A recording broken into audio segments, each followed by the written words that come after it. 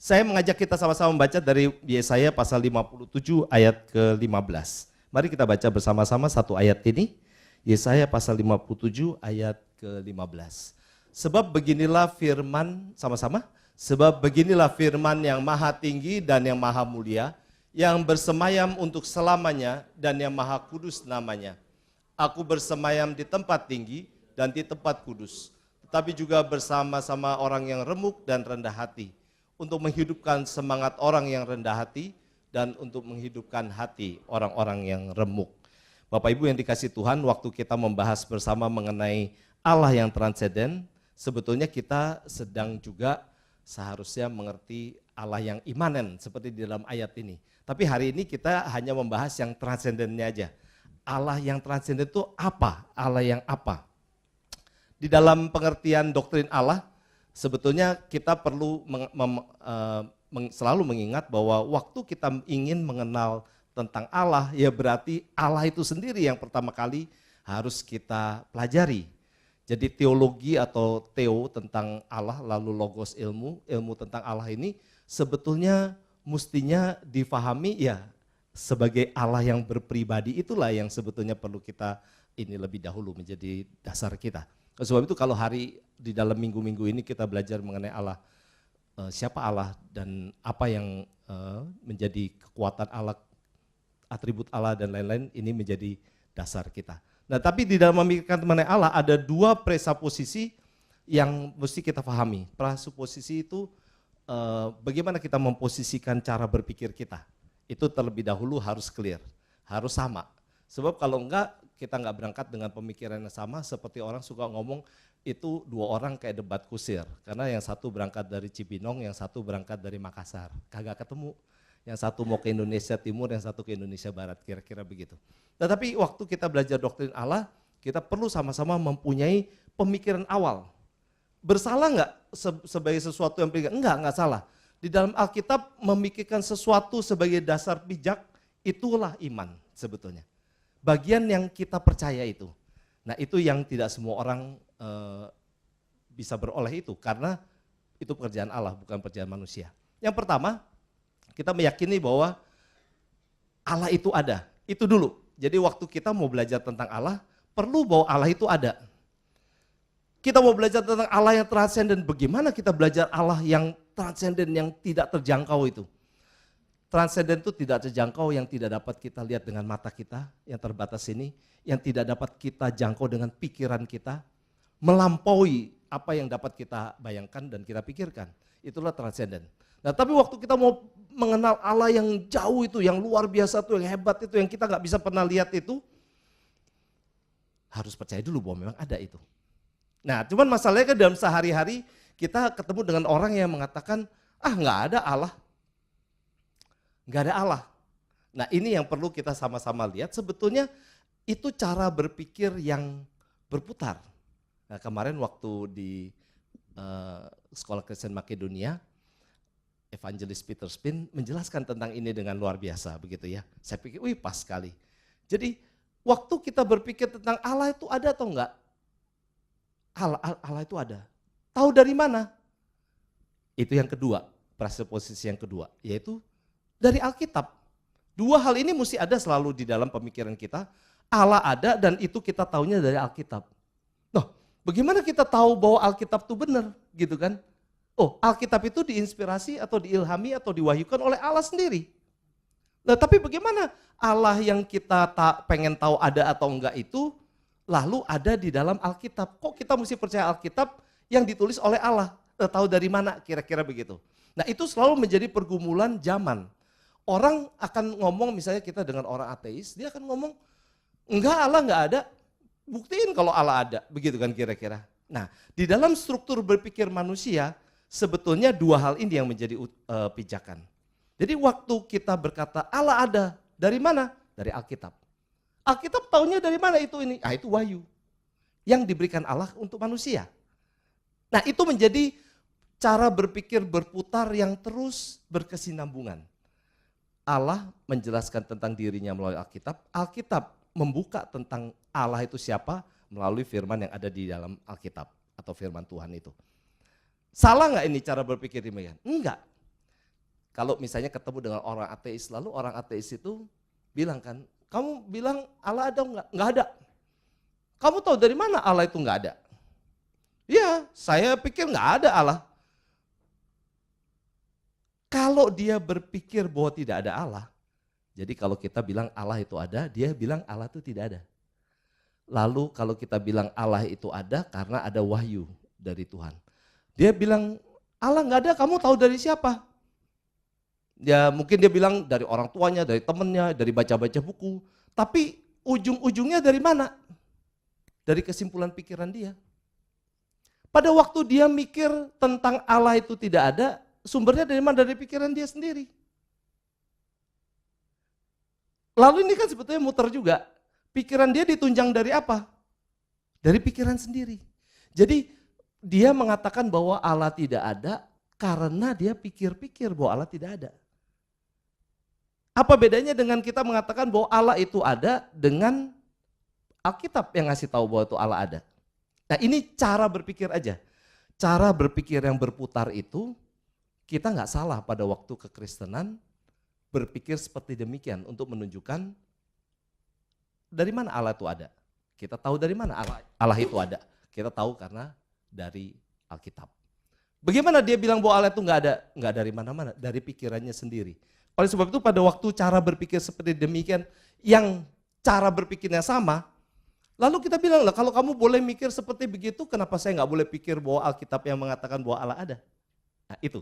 Sehingga pada waktu kita mau membahas Allah yang transenden itu, kita mesti sendiri yakin bahwa Alkitab inilah wahyu Tuhan yang berisi apa yang menjadi atribut dia sendiri, yang mau diperkenalkan pada manusia.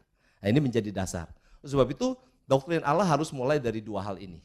Dan ini menjadi dasar untuk kita sama-sama. Jadi jangan khawatir lagi kalau misalnya ada orang ateis tanya gitu, kasih tahu gitu. Ujungnya karena dia pikir sendiri sebetulnya. Entah dia ngomong dari teman, tapi semua berpikir manusia-manusia lagi. Tapi kita tidak.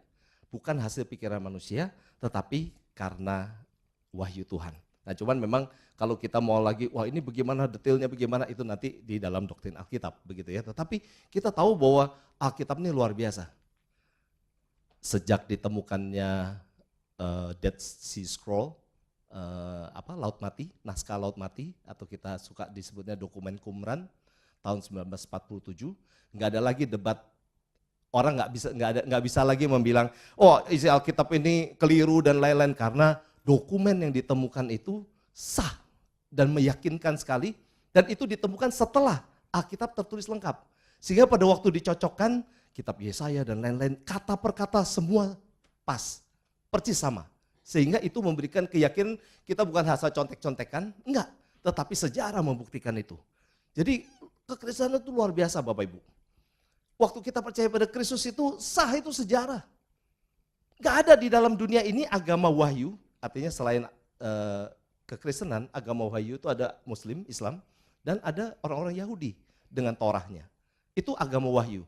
Yang lainnya itu hasil pergumulan manusia, seperti Buddha, Hindu, dan lain-lain. Tapi pada waktu kita belajar tentang agama wahyu, satu-satunya yang dapat membuktikan dirinya sendiri hanya Alkitab. Luar biasa. Oleh sebab itu kita bersyukur bahwa Tuhan boleh pilih kita. Nah kita lihat seperti apa. Di dalam Ibrani 11 ayat 6 disebutkan, tapi tanpa iman tidak mungkin orang berkenan pada Allah. Sebab barang siapa berpaling pada Allah, ya harus percaya bahwa Allah ada. Ini Ibrani udah kasih tahu. Jadi nggak mungkin kita ngomong bahwa kita percaya karena sekedar baca buku. Enggak, iman. Tapi iman dari mana? Karena Tuhan pilih kita. Tuhan pelihara kita dari sejak beberapa waktu melalui firman-Nya dan lain-lain. Sampai suatu titik tertentu, ya saya terima engkau sebagai juru selamat. Itu karena pekerjaan Tuhan, iman demikian bisa timbul. Nah itu tadi ya, transenden memiliki pengertian jauh, tak terjangkau, maha tinggi. Bukan soal lokasi, tetapi soal atribut. Tentang dirinya Allah sendiri. Maha segala-galanya. Lalu apa yang menjadi peran Allah sehingga kita menyebutnya transenden? Yang pertama, Allah adalah pencipta yang tidak dapat dilukiskan kehebatannya. Nah, saya pikir ini luar biasa kalau kita baca dari Mazmur pasal 8 itu ya. Begitu bedanya antara Allah dengan kita yang dicipta. Jadi pemazmur sampai tulisnya gini, betapa mulia namamu di seluruh bumi, keagunganmu yang mengatasi langit dinyanyikan dari mulut bayi-bayi Dan anak-anak musuh telah kau letakkan dasar kekuatan karena lawanmu. Untuk apa? Membungkam musuh dan pendendam. Kalau kita belum bisa membungkam orang dengan prinsip-prinsip Alkitab, sebetulnya cuma tunggu waktu aja. Kita belajar lebih dalam lagi, kita bisa menjawab. Nggak ada yang nggak bisa dijawab oleh Alkitab. Semua pergumulan manusia, termasuk bagaimana mengenal Allah. Jika aku melihat jarimu, bulan dan bintang-bintang yang kau tempatkan, apakah manusia sehingga kau mengingatnya? Saya mau ngajak kita lihat sama-sama sebuah video tentang alam semesta ini. Ini perjalanan tentang bagaimana, seberapa besar sih alam semesta itu? Kita saksikan. Inilah yang dicipta oleh Tuhan. Ini alam semesta yang sudah bisa dipetakan oleh para ahli di Amerika, begitu ya. The known universe.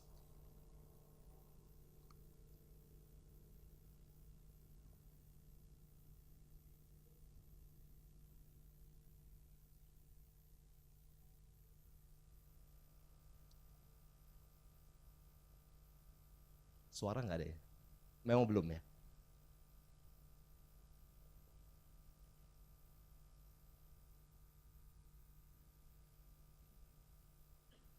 Jadi setiap satelit, bulan, dan bintang segala itu dipresentasikan sesuai dengan skala. Jadi memang adanya seperti itu. Cuman memang hitungannya bukan meter, kecepatan cahaya. Jadi kecepatan cahaya itu 3 kali 10⁻8. Atau 300 juta meter per detik. Itu kecepatan cahaya. Cepat. Saya rasa ini mesti diulang kali ini, terlalu lambat jalannya. Atau nanti kita lihat sepotong aja, suaranya kecil. Ini dimulai dari Tibet Himalaya, dengan kamera satelit gitu ya.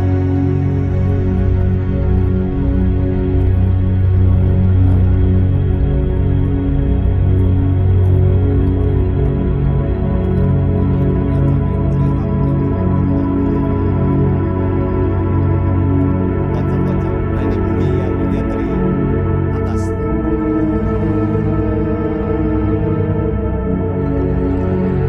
Besar ya bumi kita ya. Waktu kita seperti gini aja, waduh kita luas sekali ini baru di Jakarta. Tapi pada waktu nanti kita lihat lagi lebih lanjut,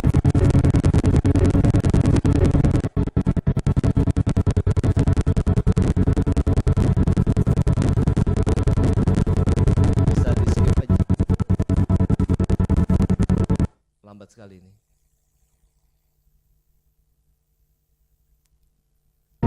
Nah ini orbit planetnya. Jadi bumi itu yang tadi ini. Ini matahari, ini Jupiter dan lain-lain, bumi ada di dekat sini. Ini lingkaran ini kita, orbit solar system matahari kita ya, tata surya kita nih. Tata surya kita yang kelihatannya besar ini, bumi yang kita rasa udah besar ini, hanya ada di dalam sistem tata surya yang seperti demikian. Tapi waktu ini perjalanan 1 hari cahaya, sudah jauh sekali ini konstelasi zodiak atau bintang di sekeliling alam semesta galaksi Bima Sakti. Jadi ini hanya tinggal setitik segini. Sedekat ini yang lain, galaksi-galaksi yang lain. Ini matahari, terangnya matahari setelah 1 tahun cahaya nih. Kalau membayangkan ya, 1 jam cahaya itu sama dengan 1 miliar kilometer. Jadi 1 jam cahaya itu menjangkau 1 miliar kilometer. Nah kalau 100 juta bisa dibayangkan. Nah terus ini petanya seperti demikian nih. Alam semesta ini hanya kecil sekali, yang nggak berarti. Ini sudah bisa dipetakan, ini yang kosong, ini yang masih belum. Alam semesta seperti ini. Luar biasa ya. Jagat raya itu. Nah ini kita kembali, oke skip aja. Kita kembali lagi ke bumi lagi, begitu. Tapi waktu kita lihat ciptaan Tuhan demikian hebat, luar biasa. Dan itu berbenturannya pun sesuai dengan keinginan Tuhan. Kalau ada komet, ada planet mesti akhirnya bertabrakan dan lain-lain. Itu semua ada di dalam rancangan Tuhan yang luar biasa. Tuhan ciptainya luar biasa. Jadi bukan hanya di solar system atau sistem matahari kita aja yang ada Mars, Jupiter, Venus dan lain-lain. Tapi itu sampai keluar ke galaksi dan di antara semua galaksi-galaksi besar sekali. Jadi kalau sampai orang melihat alam pun tidak bisa meyakini bahwa ada Tuhan, sebetulnya memang hatinya sudah tertutup sekali. Demikian mengeraskan hati. Nah ini kita lihat bagaimana sebetulnya Allah sebagai Allah yang pencipta. Bapak Ibu pada waktu pertama kali Immanuel Kant, sebetulnya tentang Allah yang transenden ini dimulai oleh Plato. Plato dan beberapa pemikir bahwa ada Allah yang memang besar. Mereka memikirkan nggak mungkin nih alam semesta seperti gini, nggak ada yang hebat itu, yang bikin. Mereka meyakini, tapi siapa mereka nggak tahu. Nah tetapi di dalam perjalanannya ada pemikir-pemikir berikutnya yang menganggap bahwa memang ada yang gede, tapi yaitu alam semesta. Nggak ada Tuhan di sana. Ada ya manusia ini aja, yang hidupnya harus dikontrol di dalam etika yang mestinya benar. Karena mereka melihat solar system ini teratur sekali. Sehingga manusia pun harus teratur hidupnya. Stoicisme mengatakan demikian. Lalu panteisme dengan pemikiran bahwa Allah macam-macam dan lain-lain ini, semua ujungnya mengatakan bahwa memang ada Allah, tapi nggak terjangkau. Nah tapi nanti saya nggak tahu, mestinya ada tema tentang Allah yang imanen. Jadi di dalam Allah yang maha tinggi itu, tapi Allah yang mau bersama dengan orang yang remuk hati dan rendah hati itu. Nah tapi kita sekarang bahas yang transenden ini. Sehingga Allah yang transenden yang jauh itu, bagaimana memahaminya? Bersyukur bahwa ada Alkitab ini. Sehingga kita tahu ada Allah yang hebat itu memang. Yang lalu Tuhan dengan maha kasihnya memperkenalkan diri melalui Kristus yang inkarnasi ke dalam dunia. Kalau enggak kita nggak pernah tahu atribut Allah yang hebat itu kayak apa sih? Yang namanya rendah hati itu kayak apa sih? Yang namanya Allah yang maha kuasa itu kayak apa sih? Itu yang kita ini sama-sama. Lalu ini tadi ya video yang tadi.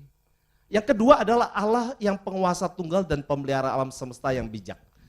Jadi Allah yang kita kenal, yang Allah transenden itu bukan hanya Allah yang mencipta, tetapi dia adalah penguasa tunggal dan pemelihara.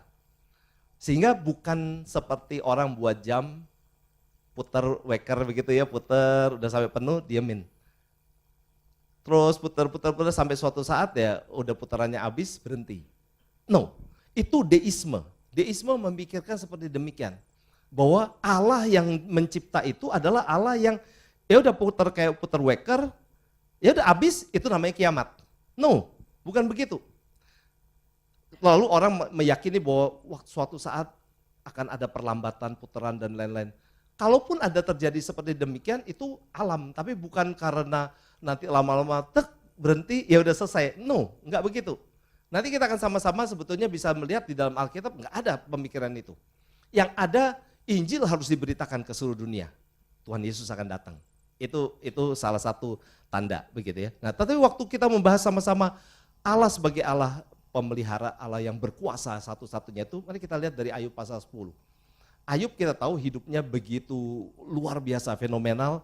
Dia seorang yang setia kepada Tuhan, disebutnya orang yang taat, yang saleh begitu, tetapi yang Tuhan izinkan mengalami hal yang sulit. Dia berkata, hidup dan kasih setia kau karuniakan kepadaku, dan pemeliharaanmu menjaga nyawaku. Dia meyakini sekali. Setelah dia mengalami macam-macam itu, dia tahu kalau bukan karena Tuhan yang menjaga nyawanya, habis. Dan memang kita tahu di awal Tuhan bilang kepada iblis kan, boleh, silakan kamu coba, tapi jangan sayangkan nyawanya. Enggak boleh, kamu enggak boleh kutak-katik begitu. Enggak boleh ganggu-ganggu. Wah, iblis mati-matian kerjain dia, kasih gatel-gatel, sakit, borok dan lain-lain. Belum lagi yang soal istrinya segala musuhin dia, macam-macam. Anaknya meninggal semua. Siapa yang bisa tahan kena beban yang begitu berat? Tapi dia berkata, kasih setia kau karuniakan kepadaku. Lalu ayat 15, kalau aku bersalah, celakalah aku. Dan kalau aku benar, aku tak akan berani mengangkat kepalaku. Apa yang kita mau sombongkan pada Tuhan? Kira-kira begitu Ayub bilang. Kalau aku salah, celaka aku. Karena kita tahu itu Allah yang hebat. Kalau ciptaannya aja begitu hebat, Allah kita kayak apa hebatnya? Yang bisa menciptakan seperti demikian. Ex nihilo, creatio et nihilo, menciptakan dari sesuatu yang gak pernah ada. Bukan kita tahu ada kertas lalu kita bikin hiasan, kita cetak, kita beli warna, kita ciptakan sesuatu yang namanya pembatas buku misalnya. Ini dari sesuatu yang ada kita ciptakan sesuatu yang baru lagi. Tetapi Allah bukan dari nothing. Disebutkan alam semesta ini nggak ada apa-apa. Lalu Tuhan ciptakan pagi dan siang, pagi dan malam seperti itu. Siang dan malam, cahaya, air dan langit sampai penciptaan seluruh alam semesta itu. Dan di antara yang besar itu Tuhan nggak pilih planet yang paling besar untuk kita tinggali. Yang kecil sekali namanya bumi ini. Tapi di situ Tuhan pelihara. Hebat ya. Saya lagi pikir, kecilnya kayak apa gitu. Saya kemarin bayangin segede pasir. Enggak, pasir masih lebih gede kalau dibandingin keseluruhan. Titik kecil sekali, ukuran nano kali kalau dibandingin dengan alam semesta. Di situ ada miliaran orang, salah satunya kita-kita ini. Dan di situ Tuhan pilih kita pribadi-pribadi. Dan dia pernah sendiri turun jadi manusia. Bayangin Allah yang tidak terbatas itu membatasi dirinya sampai demikian kecil. Kalau kita di rumah punya pembantu nakal sama kita aja kita rasa kesel juga ya. Makanya kadang-kadang kalau saya pikir ya orang sampai gemes dipukulin pembantunya, dinyunjukin pakai setrikaan apa udah gemes kali. Kalau setiap kali kasih tahu setrikaan jangan ditinggal ya di atas baju. Kalau kamu ini taruh mungkin ya gitu. Ya tinggal di sini. Balik lagi gosong, bolong gitu kan. Atau dikasih tahu itu lihat dulu kainnya apa, kalau kainnya ini pakai suhunya sekian. Wah disamaratain semua kain katun. Set hajar, yang silk juga dia. Wah udah dah. Saya lagi pikir ya, mungkin yang kayak gitu bikin gemes sekali. Itu kita orang dengan orang. Bagaimana Allah yang maha tinggi, yang luar biasa itu ngadepin kita yang bandel ini. Sabarnya kayak apa? Sampai Kristus datang sendiri, ditolak juga. Hebat ya, saya pikir luar biasa. Tuhan Yesus memang sabar bukan main menghadapi kita.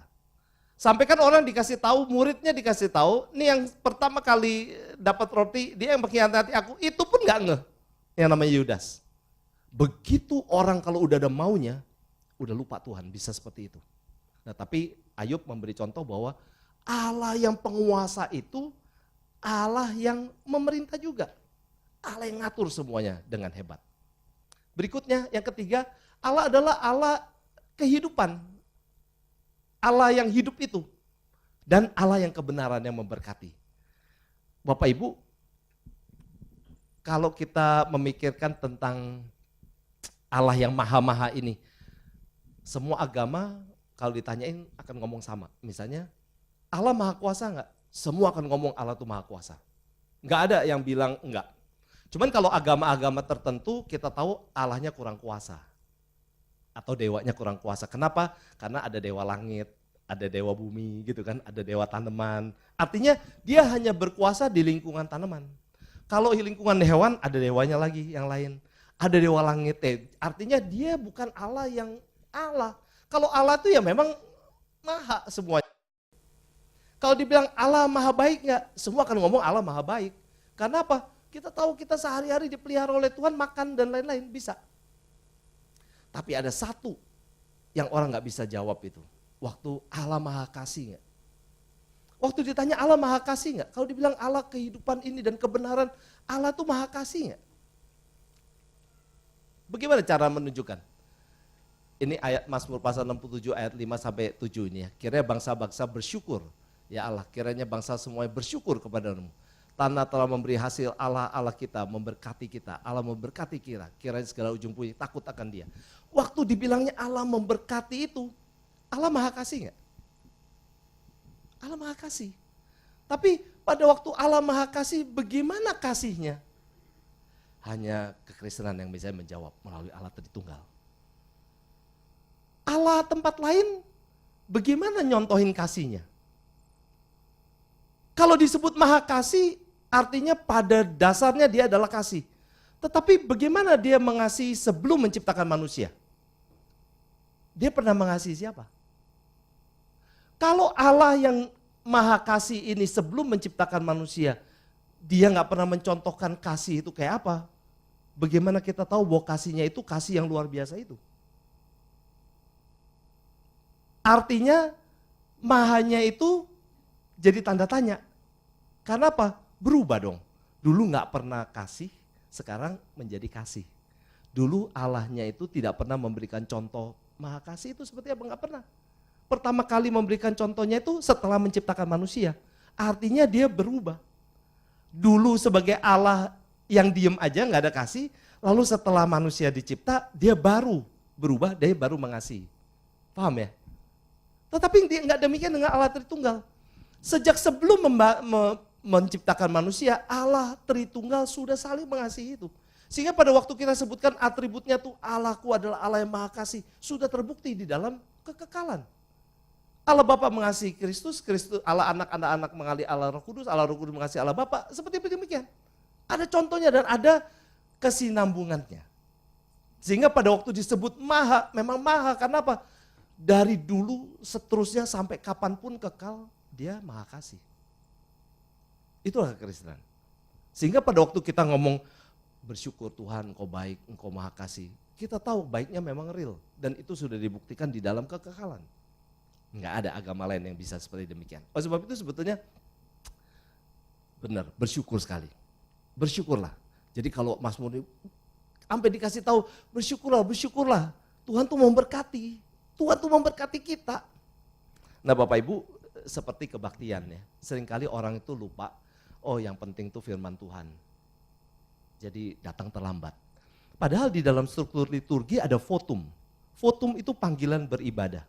Panggilan beribadah adalah bagian dari di mana Allah mengajak umatnya untuk beribadah, menghormati dia. Sehingga pada waktu panggilan beribadah kita nggak ada di situ, sebetulnya pelatihan tentang nanti second coming, pada waktu Kristus datang. Kalau kita disebut nyanyi, waktu namaku disebut aku ada gitu kan. Adakah kita waktu kita dipanggil oleh Tuhan di dalam ibadah kita sudah ada di ruang ibadah, masalah itu kan. Nah itu latihannya di dalam minggu-minggu itu. Nah orang nggak nge itu. Panggilan beribadah ya anggap ya masih telat, nggak apa-apa lah, masih ada nyanyian, ada. Padahal bukan itu. Nah orang seringkali mikirkan, udahlah pokoknya berkat Tuhan kita ikut sampai kebaktian terakhir. Masih mendingan kira-kira begitu. Nah tetapi itu betul-betul sesuatu yang Tuhan berikan. Yaitu Tuhan memberkati melalui hambanya yang diurapi untuk memberkati jemaat. Itu nggak main-main loh, bukan cuman kebiasaan aja mingguan, pokoknya ada berkat Tuhan, ya udah kita diberkati. Enggak, itu berkat betul-betul dari Tuhan. Sehingga kenapa orang kalau nggak datang ibadah ya dia lewat dengan berkat itu. Dan itu bukan main-main, artinya hanya hamba Tuhan yang diurapi yang boleh memberikan berkat. Jadi ibadah tuh mesti dari awal sampai akhir kita ada di situ. Karena itu satu rangkaian di mana kita berhubungan dengan Allah. Allah yang memelihara, Allah yang memberkati itu. Allah yang menjadi satu-satunya itu. Kehidupan dan kebenaran itu. Kita ikut dia.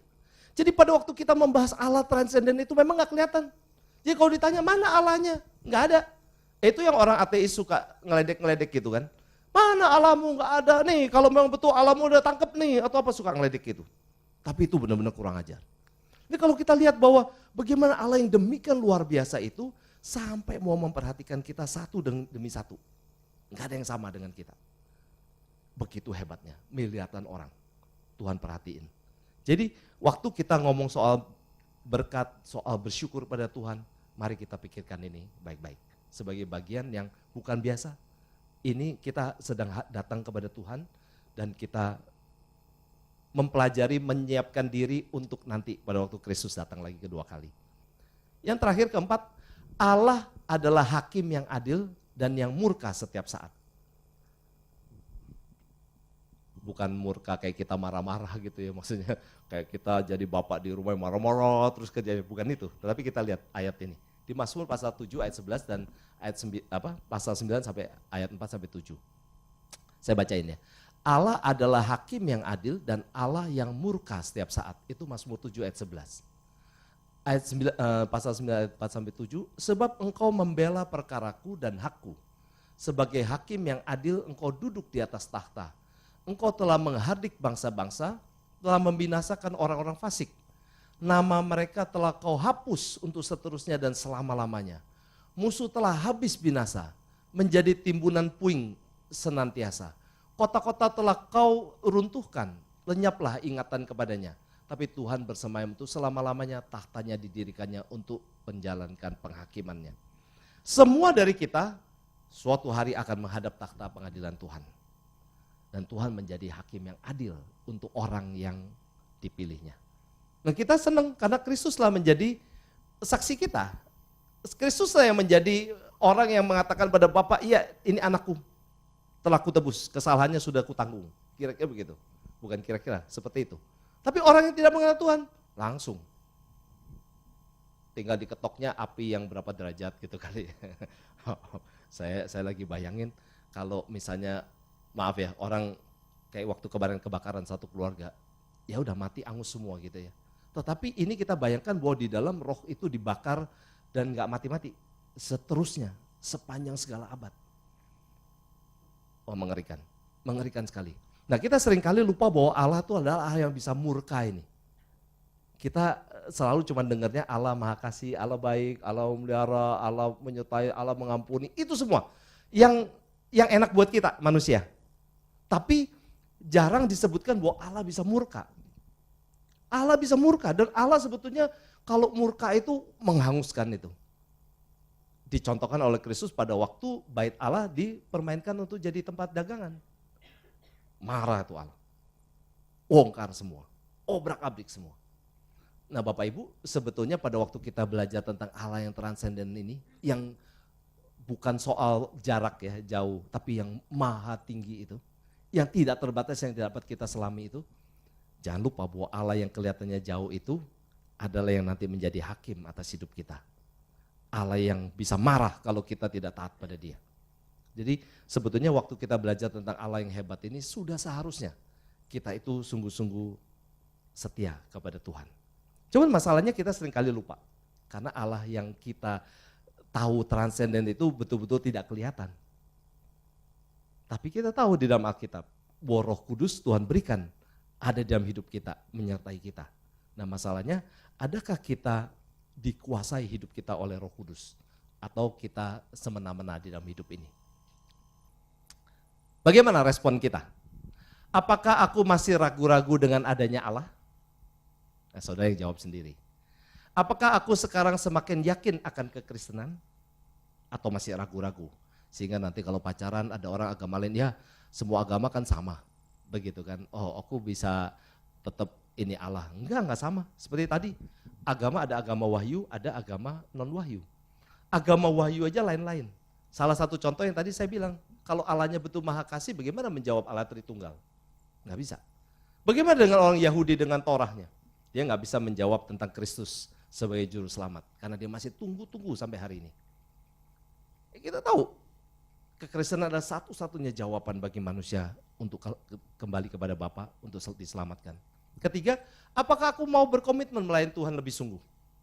Sekarang kalau kita tahu Allah yang luar biasa itu, yang bisa cipta alam semesta sampai begitu hebat, masa sih kita nggak kepikir, Tuhan thank you banget, kok saya dipilih sih jadi anakmu, terus kita mau sungguh-sungguh gitu melayani Tuhan. Nggak kepikir itu gitu. Yang keempat, apakah aku mau menjadi alatnya di dalam dunia ini? Bukan hanya untuk di gereja, tapi dimanapun. Dan memang Tuhan nggak ingin semua kita jadi pendeta. Ada Pak Bigman, ada Pak Netsen. Dan hari ini kita boleh bersyukur Pak Bigman itu 16 tahun pas hari ini. 24 Januari. 16 tahun sejak ditabis sampai ke hari ini. Nah, hari ini sedang memberikan seminar di SKM di Ngabang. Melanjutkan pembinaan selama beberapa hari ini. Nah Bapak Ibu, kita lihat bahwa perlu ada kesetiaan. Perlu ada kesungguhan. Ada Pak Netsen, nanti ada hamba Tuhan lainnya. Kita semua masih muda-muda, masih panjang waktu kita. Saya juga masih muda, masih 30 tahun saya. 30 tahun lagi kalau bisa, maksudnya bukan umur 30.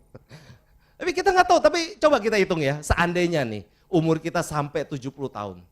Atau kita Tuhan berikan bonus sampai 80 tahun seperti Pemazmur sampaikan.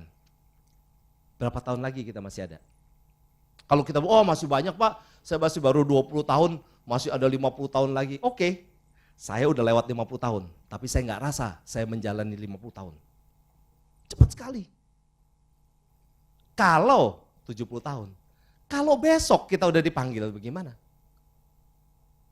Atau kalau nanti malam Tuhan udah panggil kita, kapan? Jangan tunda. Waktu Tuhan udah panggil kita, putuskan dan sungguh-sungguh kerjakan. Ada satu orang di Bintaro, kawan saya, berapa kali ngomong kalau Tuhan tuh kayaknya suruh dia untuk jadi hamba Tuhan, tapi dia tolak terus. Sampai suatu hari, di hari Minggu, pendeta khotbah dari atas mimbar, kasih tahu keras sekali. Siapa Bapak Ibu di tempat ini yang bernasar mau menjadi hamba Tuhan, tapi sampai hari ini menunda-nunda melalaikan. Ingat, hidupmu bakal celaka, bisa celaka. Wah, takut dia. Dia ingat lagi. Jadi waktu keluar salaman, Pak Pendeta lagi ngomongin saya ya. Wah, bagus sekali kalau kamu jadi berasa itu, tapi enggak, maksudnya dia enggak, bukan ngincer orang itu begitu kan, karena tapi Tuhan betul-betul pakai hari itu khotbah itu untuk, dan sekarang dia lagi siap-siap untuk masuk sekolah teologi ya. Umurnya udah hampir 50 tahun. Begitu. Enggak ada yang kata terlambat. Tapi jangan sampai lah, maksudnya sampai diinget-ingetin, sampai Tuhan tegur gitu kan, baru sadar kalau pernah atau udah janji sama Tuhan atau apa, doain lagi. Sungguh-sungguh. Kalau udah mulai kita pikir-pikir soal duit lagi, apa ini itu pergumulan, kembali pada Tuhan. Tuhan yang memelihara, nggak ada sulitnya bagi Tuhan yang bisa ciptaan alam semesta demikian hebat untuk memberikan kita uang kalau itu yang kita perlukan. Percaya? Dan saya udah ngalamin itu. Jadi nggak perlu bukti. Tuhan udah buktikan dengan Alkitab, Tuhan berikan dengan cinta kasih-Nya melalui Kristus yang datang ke dalam dunia. Mari kita hidup sungguh-sungguh bagi Dia.